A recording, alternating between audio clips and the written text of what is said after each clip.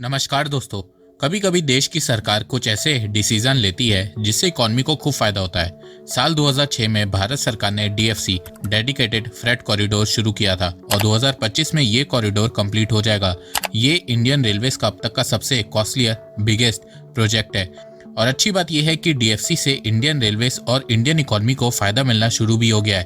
Freight corridor पे daily 391 train चल रही हैं, जिसमें ईस्टर्न कॉरिडोर पे on an average daily 209 train चल रही है और वेस्टर्न कॉरिडोर पे 182 ट्रेन चल रही है। फ्रेट कॉरिडोर ने इंडियन रेलवे का 13% लोड भी हैंडल कर लिया है और 2025 में डीएफसी कंप्लीट होगा तो ये इंडियन रेलवे का 20% लोड हैंडल कर लेगा। ईस्टर्न और वेस्टर्न कॉरिडोर के सक्सेस को देखते हुए भारत सरकार कुछ और फ्रेट कॉरिडोर को बनाने का प्लान कर रही है, क्योंकि भारत सरकार ने टारगेट सेट किया है कि 2051 तक रेलवे के थ्रू होने वाले फ्रेट ट्रांसपोर्टेशन को 28% से 44% तक लेके जाएंगे। 2030 तक लॉजिस्टिक कॉस्ट को 15% ऑफ जीडीपी से कम करके 8% ऑफ जीडीपी तक लेकर आएंगे। इसके अलावा 2030 तक इंडियन रेलवे की फ्रेट लोडिंग कैपेसिटी को 3000 मैट्रिक टन तक लेके जाएंगे। अब भारत सरकार ये कैसे करेगी और इसमें डीएफसी का रोल कितना बड़ा होने वाला है, आइए जानते हैं। भारत जब आज़ाद हुआ था तब देश में 85% फ्रेट ट्रांसपोर्टेशन रेलवे के थ्रू हुआ करता था और बाकी का 15% ट्रांसपोर्टेशन रोड के थ्रू हुआ करता था। पर भारत सरकार की मिसमैनेजमेंट और इनएफिशिएंसी के चलते रेलवे ट्रांसपोर्टेशन का शेयर कम होता गया और रोड ट्रांसपोर्टेशन का शेयर बढ़ता गया। आज की बात करें तो भारत में रेलवे के थ्रू फ्रेट ट्रांसपोर्टेशन 30% हो गया और रोड के थ्रू ट्रांसपोर्टेशन 60% तक बढ़ गया है। आपको एक बात जान के हैरानी होगी, इंडियन रेलवे के रेवेन्यू में 67% शेयर फ्रेट ट्रेन यानी कि मालगाड़ियों का होता है, पैसेंजर ट्रेन का 26%, सन्ड्री और अदर कोचिंग का 3 से 3.5%। मालगाड़ियों से इतना रेवेन्यू जनरेट होने के बावजूद भारत सरकार ने कई सालों तक मालगाड़ियों के लिए प्रॉपर फ्रेट कॉरिडोर नहीं बनाया था। मालगाड़ियों से जितना रेवेन्यू जनरेट होता था उन्हें पैसेंजर ट्रेन की सब्सिडीज में लगाया जाता था ताकि सरकार को इलेक्शन में लोगों के वोट मिल सके।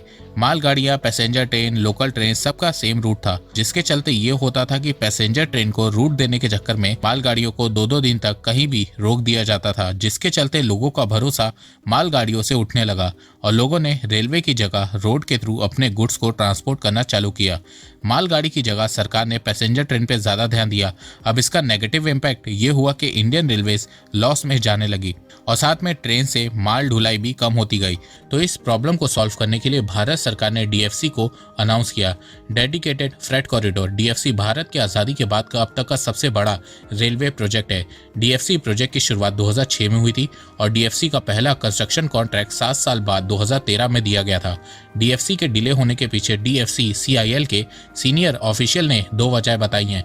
एक तो जब 2006 में ये कॉरिडोर पास हुआ था तब उस समय की सरकार ने लैंड एक्विजिशन प्रोसेस बहुत स्लो रखा था, जिसके चलते 2014 तक सिर्फ 88% लैंड ही कॉरिडोर के लिए एक्वायर हो पाया था। दूसरा रीजन सीनियर ऑफिशियल्स ने कैपिटल एक्सपेंडिचर बताया है। सीनियर ऑफिशियल्स का कहना है कि 2006 से 2014 तक सिर्फ 4000 करोड़ रुपए इस कॉरिडोर के लिए यूज किए गए थे, जिसके चलते इस कॉरिडोर पे काम बहुत स्लो हो रहा था।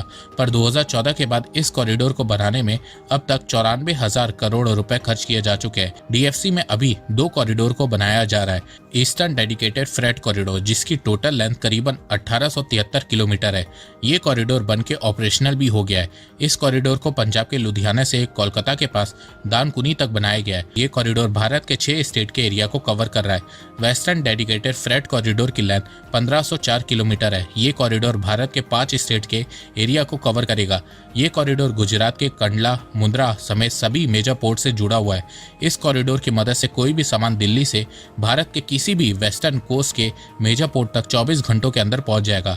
मौजूदा समय में रेलवे के थ्रू 2 से 3 दिन लग जाते हैं। ये कॉरिडोर 93% कंप्लीट हो चुका है और 102 किलोमीटर के पेंडिंग पार्ट दिसंबर 2025 तक कंप्लीट हो जाएगा और उस समय डीएफसी प्रोजेक्ट पूरा कंप्लीट हो जाएगा। ऑस्ट्रेलिया की यूनिवर्सिटी न्यू साउथ वेल्स ने एक स्टडी में बताया है कि डीएफसी इंडिया की इकोनॉमिक ग्रोथ को सपोर्ट कर रही है, इंडिया के लॉजिस्टिक कॉस्ट माल ढुलाई को सस्ता कर रही है और साथ में इंडियन रेलवेज का रेवेन्यू बढ़ा रही है। डीएफसी के चलते इंडिया के कमोडिटी प्राइस में 0.5% की गिरावट हुई है। इसके अलावा 2018 से 2023 के बीच डीएफसी के चलते इंडियन रेलवेज का रेवेन्यू 2.94% बढ़ा है। इसके अलावा डीएफसी से इंडिया की जीडीपी को हर साल 16,000 करोड़ रुपए का फायदा हो रहा है। डीएफसी को ज्वेल ऑफ इंडियन रेलवेज कहा जा रहा है। डीएफसी आने वाले समय में इंडियन रेलवेज को पूरी तरह से ट्रांसफॉर्म करने वाली है। डीएफसी की अचीवमेंट को देख के अब देश में और कॉरिडोर्स को बनाने की बात हो रही है और अब भारत सरकार देश में 3 न्यू डेडिकेटेड फ्रेट कॉरिडोर बनाने का भी प्लान बना रही है। देखो, आज के समय भारत में 60% ट्रांसपोर्टेशन रोड से होता है, 32% ट्रांसपोर्टेशन रेल से होता है और 7% वाटरवेज से होता है। रोड ट्रांसपोर्टेशन से 2.5 रुपए पर किलोमीटर खर्चा होता है, रेल से 1.5 रुपए और वाटरवेज से 25 पैसा पर किलोमीटर खर्चा होता है। तो भारत सरकार देश में रेल और वाटरवेज ट्रांसपोर्टेशन को इम्प्रूव करने में लगी हुई है।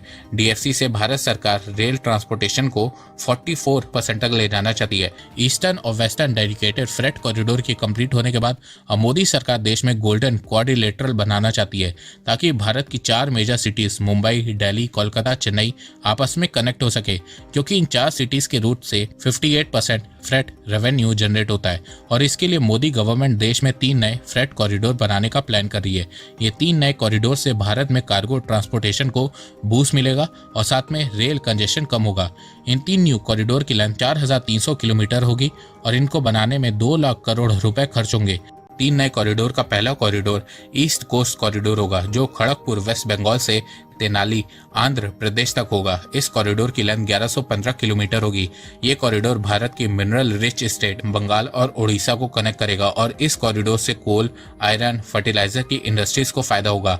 दूसरा है ईस्ट वेस्ट कॉरिडोर, जो पालघर महाराष्ट्र से आंदाल वेस्ट बंगाल तक बनाया जाएगा। इस कॉरिडोर की टोटल लेंथ 2268 किलोमीटर होगी। ये कॉरिडोर भारत के 5 राज्य से होकर गुजरेगा और इससे कोल, आयरन और स्टील इंडस्ट्रीज को फायदा होगा। इस कॉरिडोर को मुंबई के जेएनपीटी पोर्ट से भी कनेक्ट किया जाएगा। तीसरा है नॉर्थ साउथ कॉरिडोर, जो इटारसी मध्य प्रदेश से विजयवाड़ा आंध्र प्रदेश तक बनाया जाएगा। इस कॉरिडोर की लेंथ 975 किलोमीटर होगी।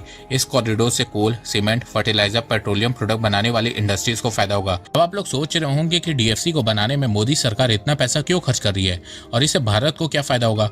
तो देखो, इस समय मालगाड़ियां 20 से 25 किलोमीटर पर आवर की स्पीड से चलती हैं और 8 घंटे में 150 से 200 किलोमीटर ट्रैवल करती हैं।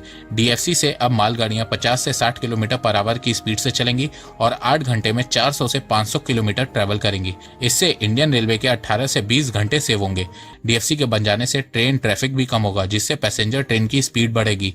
डीएफसी को पूरी तरह से इलेक्ट्रीफाइड बनाया जा रहा है, जिससे कार्बन इमिशन बहुत कम जनरेट होगा। भारत में मैन्युफैक्चरिंग बढ़ रही है, जिससे ट्रेन में फ्रेट का वॉल्यूम भी तेजी से बढ़ रहा है, तो इसके चलते डीएफसी को बनाया जा रहा है। डीएफसी बनने से भारत में लॉजिस्टिक कॉस्ट कम होगी। देखो, भारत सरकार चाह रही है कि देश में लॉजिस्टिक कॉस्ट 15% से कम होके 2030 तक 8% तक आ जाए। डीएफसी के बन जाने से बहुत सी जॉब्स जनरेट होंगी, क्योंकि डीएफसी का अलग रूट होगा, अलग प्लेटफॉर्म होगा, अलग मैनेजमेंट सिस्टम होगा, जिससे रेलवे में बहुत सी न्यू जॉब्स जनरेट होंगी।